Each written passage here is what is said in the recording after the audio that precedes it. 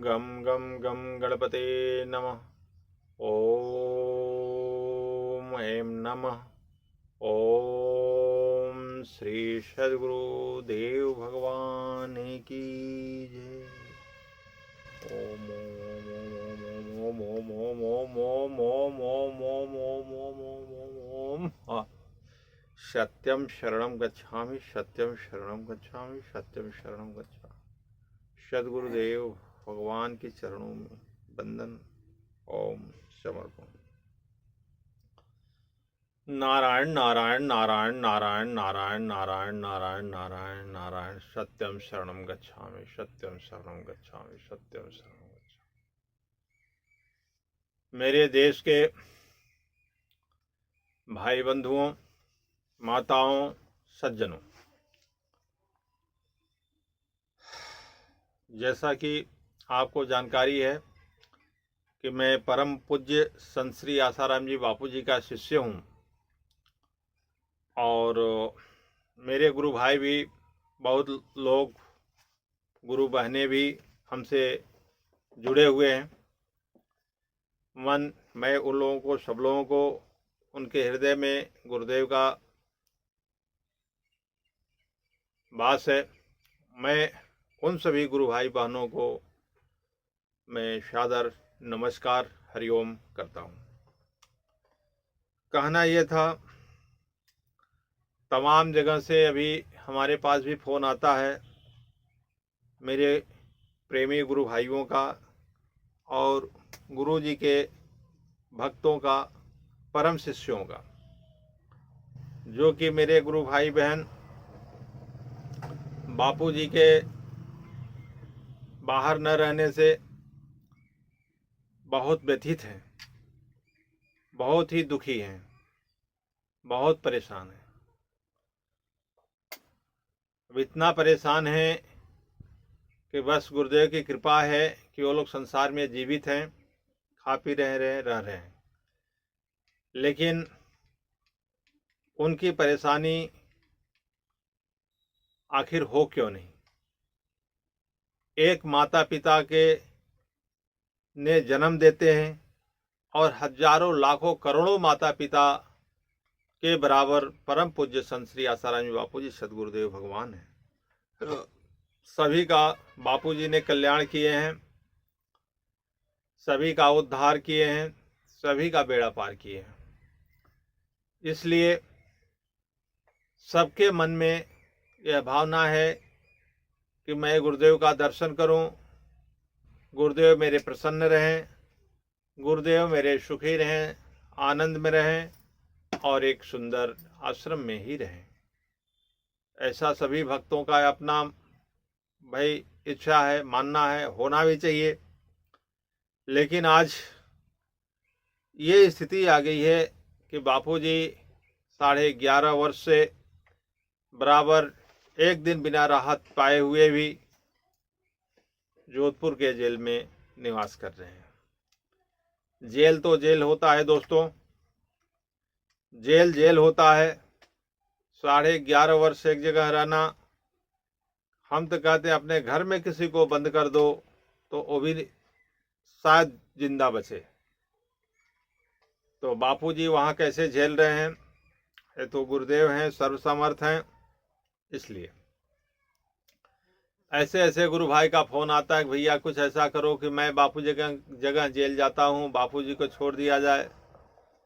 लेकिन ऐसी कोई कानून में प्राविधान नहीं है, तो मैं उनको क्या बोलूँ।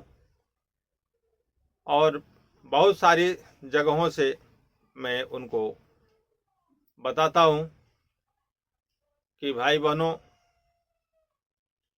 आपका प्रेम, आपका भाव, गुरुदेव के चरणों में समर्पण, आपकी सेवा को मैं नमन करता हूँ।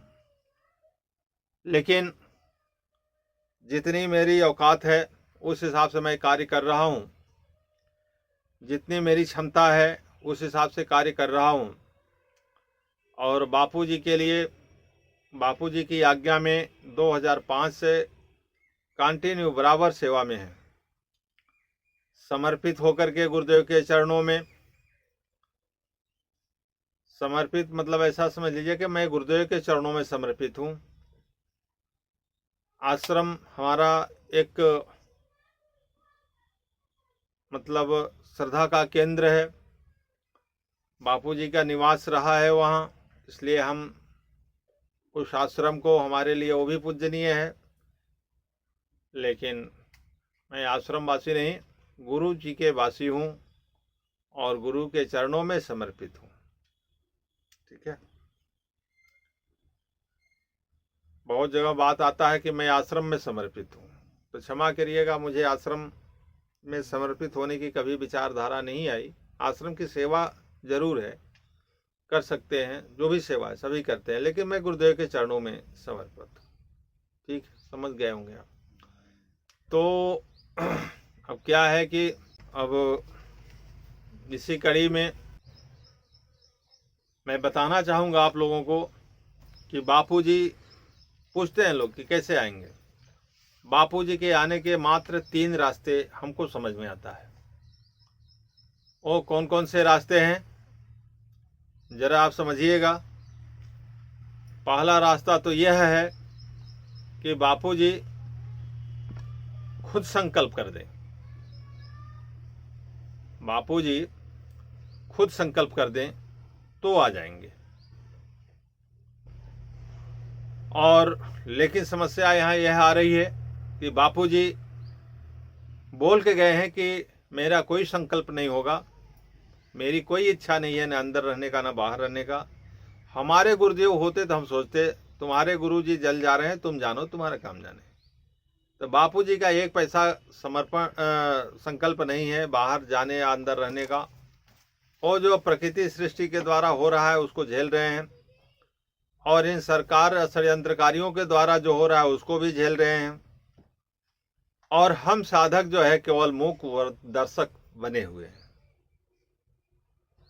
तो मूक दर्शक बनने से तो कोई मतलब है नहीं। अब बापूजी संकल्प कर रहे नहीं हैं, तो हमने आपको क्या बताया, 3 रास्ते बताया प्रभु। एक तो गुरुदेव संकल्प करें तो सृष्टि में ऐसा कोई कार्य नहीं, उनको कोई रोक ले, हाँ, लेकिन गुरुदेव संकल्प नहीं करेंगे। दूसरा एक रास्ता यह है कि आप दूसरा रास्ता, एक संकल्प यह है, दूसरा रास्ता यह है कि सभी लोग ब्रह्मज्ञानी हो जाएं, दीक्षा पालें। तीसरा रास्ता यह है कि बापूजी राजनीति से गए हैं और राजनीति से आएंगे। इसमें हमने आपको शॉर्टकट में बता दिया। बाकी आपके पास 3 वीडियो और जाएगा, जो कि पहला पार्ट होगा बापूजी संकल्प कर दें तो आ जाएंगे। दूसरा वीडियो आपको मिलेगा कि साधक अगर चाहें, जो गुरुदेव की आज्ञा हो कर लें तो आ जाएंगे। और तो साधक क्या चाहेंगे उसमें हम डिटेल में आपको बताएंगे। तीसरा क्या होगा, बापूजी, तीसरा पार्ट, 3 वीडियो मिलेंगे आपको। तीसरा वीडियो ये होगा कि आपको जो है बापूजी राजनीतिक षड्यंत्र से गए हैं, राजनीतिक षड्यंत्र से आएंगे। ऑप्शन तीनों है। अब किसको हम चॉइस करते हैं, करना तो हमको ही पड़ेगा। पहला ऑप्शन तो खत्म है कि बापूजी कुछ मतलब अपना संकल्प नहीं करना चाहते, अब तक संकल्प बहुत कर चुके। तो ठीक है, अब इसी को फिलहाल इस वीडियो को यहीं तक सुनिए, और अगला 3 वीडियो आपको आगे से मिलेगा। अच्छा, इस वीडियो के बाद वो वीडियो आपको मिलता रहेगा, तीनों पार्ट। ठीक है। जय सनातन, जय हिंद, जय भारत। नमस्कार दोस्तों, यह सभी के लिए है, बापू के लिए, बापू के शिष्यों के लिए भी है, और सभी हिंदूवादी लोगों के लिए भी है, सभी बापू को मानने वालों के लिए भी है, चाहे दीक्षित हो या ना हो, या भारत के कोई भी वासी हो, सबके लिए यह हमने बताया है। क्योंकि गुरुदेव सबके हैं, सबका भला चाहते हैं, सबका कल्याण चाहते हैं। जय हिंद, जय भारत। नारायण।